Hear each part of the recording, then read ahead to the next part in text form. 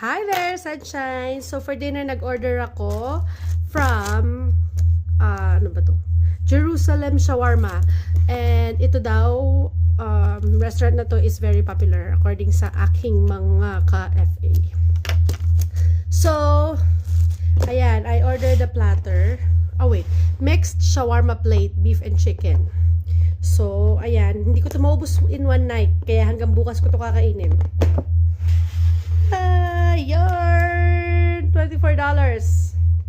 Came up to 26.20. Ayan siya, guys. Hindi ko yan maubos in one sitting. Kaya, I know for sure na kukuha lang ko ng plato at babawas tayo here. May kasama siyang bread. Pita. Pita ba yan? Basta pita. Okay. So, bawas lang tayo dito ng tig ko konti. Gusto ko ng basmati rice actually, kaya ako nag-order nito. Pero magwa 1 month na, yung isang linggo ko pa gustong orderin to. Pero tinitiis ko nga na hindi muna umorder kasi ewan, feeling ko, sabi ko kailangan sa pahuli na ako mag-order ng mga gusto kong kainin. And ayun na nga. Wow, parang ang sarap nito, guys. Oh, so for tomorrow may pagkain pa ako, 'di ba? For $24, parang it's ano na, worth it. What else? So may nagkunta. Kumuha ko ng konting chicken, konting beef, veggies, tas may hummus din siyang kasama.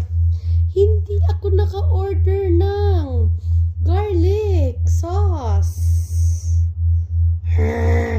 Yun ang masarap eh. Ito yung masarap. Hindi ako naka-order.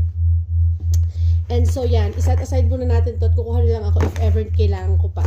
And may kasama siyang pita bread.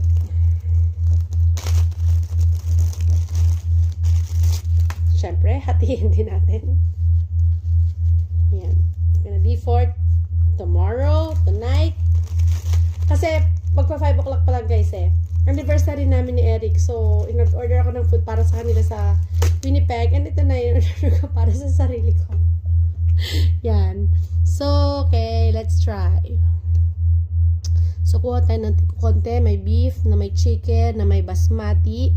Tapos may kanting hummus.